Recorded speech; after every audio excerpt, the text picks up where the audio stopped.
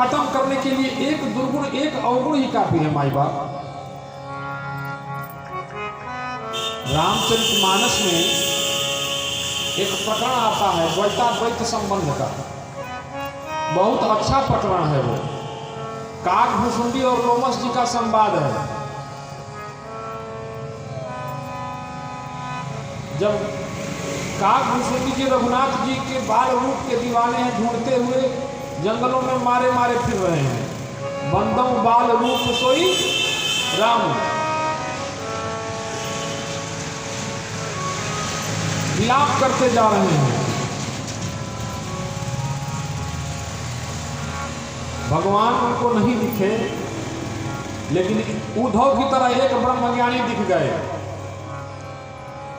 जैसे गोपियों को विलाप करते समय एक ब्रह्मज्ञानी उद्धव आ गए, सो वैसे ही मानस में काकभुसुंडी जी वन में रघुनाथ जी को ढूंढ रहे थे। विलाप करते समय उनका मुलाकात हो गया लोमस ऋषि से, जो जंगल में कुटिया लगा के तप किया करते थे, ब्रह्मज्ञानी थे। महात्मा को दया आ गई लोमस ऋषि को। पूछा, इस घनघोर वन में तुम किसको ढूंढ रहे हो, किसके लिए विलाप कर रहे हो? काकभुसुंडी जी को थोड़ी उम्मीद बंधी, जंगल में रहने वाले हैं, एकाकी जीवन बिताने वाले हैं, स्वाध्याय करने वाले हैं, भगवान से प्रेम करने वाले भगवत चरणानुरागी हो सकते हैं। शायद ये हमारे रघुनाथ से हमको मिला सकते हैं, शायद ये हमारे रघुनाथ से हमको मिला सकते हैं। काकभुसुंडी जी ने कहा, बाबा हमको हमारे राम से मिला दो, हमको हमारे राम का दर्शन करा दो। हम जब से राम से बिछड़े हैं तब से मिले नहीं, हमारी आंखें उन्हीं को ढूंढ रही हैं। लोमस ऋषि ने फटकारा, पागल हो गया है क्या? तुमको मैं कौन दिख रहा हूं? Who am I? मैं कौन हूं? आप महात्मा ने, मैं ही राम हूं।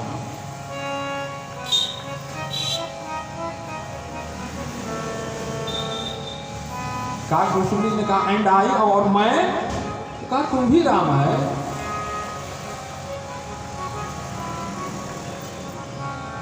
कहा, हम भी राम हैं और आप भी राम हैं। हाँ। कहा, हम ही और तुम नहीं राम हैं।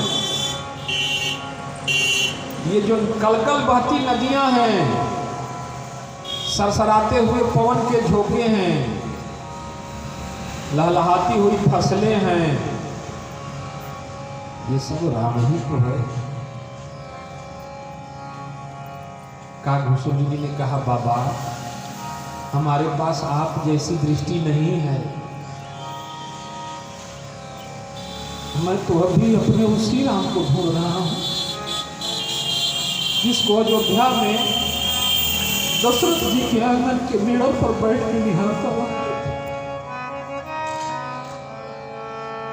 मुझे मेरे उसी राम का दर्शन करा दो बाबा। मैं आपकी तरह दृष्टि नहीं रखता, जो वृक्षों में, लता पत्राओं में, नदियों में और हवा के स्पर्श में राम को देख सकूं।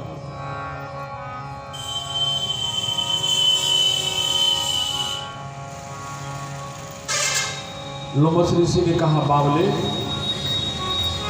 ये शरीर स्थूल है और समझो सत्य क्या है, ब्रह्म सत्यम जगत मिथ्या।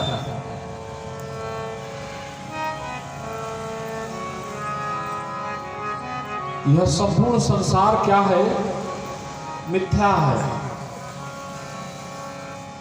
ब्रह्ममय है, इसका अस्तित्व ब्रह्म से है।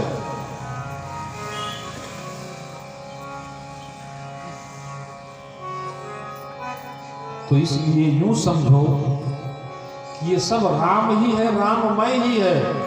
राम के बिना इसका अस्तित्व नहीं।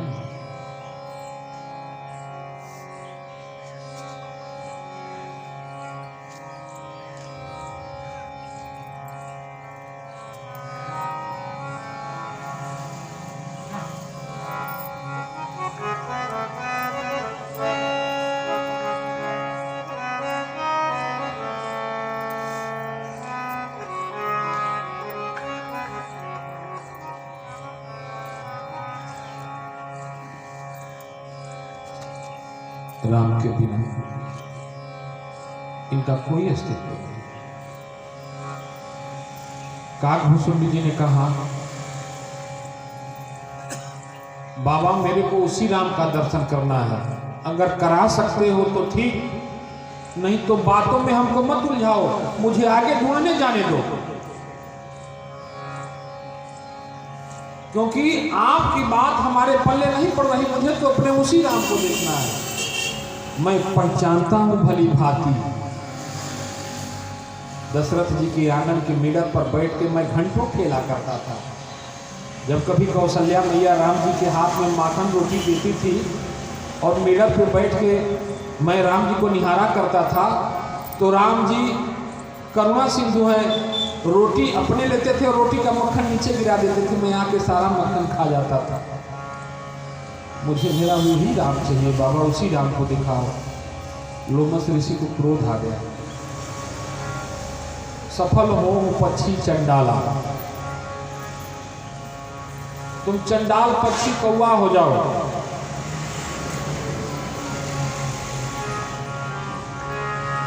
अब यहां चिंतन है, विचार करिएगा।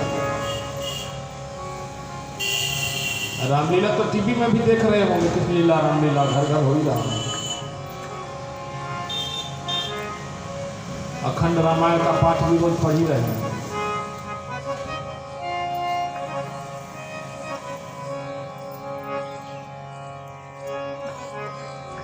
नाव पानी में रहे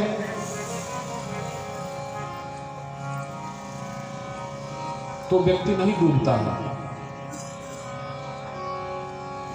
लेकिन पानी में नाव आ जाए तो,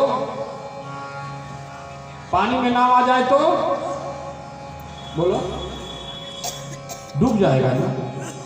आप सत्संग में रहो तो मौज नहीं आएगा, लेकिन सत्संग की एक बात आप में आ गई तो आप डूब जाओगे। प्रवेश करना चाहिए, कर जाए तो डूब जाओगे। और मैं अक्सर कहा करता हूं कि सुरूर नदियां प्रेम की,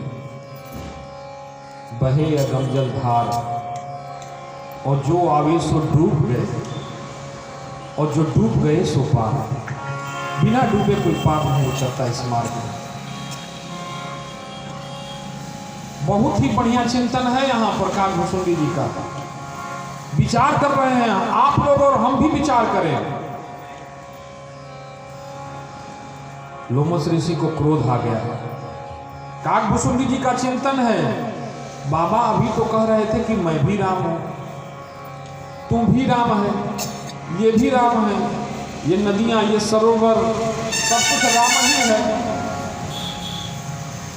तो ये दो कैसे हो गए? एक श्राप लेने वाला और दूसरा श्राप देने वाला।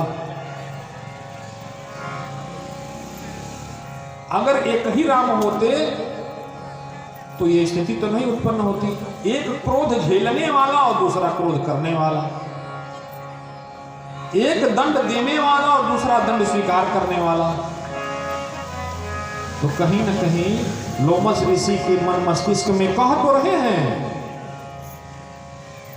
हैं कि सब राममय है, लेकिन क्रोध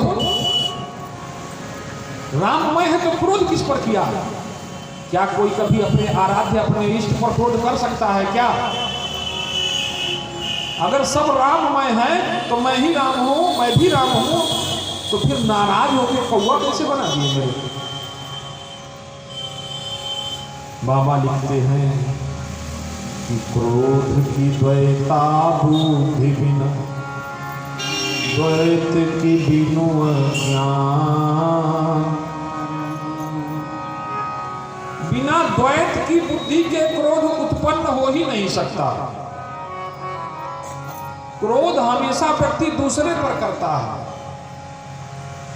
और दूसरा होना मतलब खुद के अलावा किसी और सत्ता का अस्तित्व होना। तुलसीदास जी लिख रहे हैं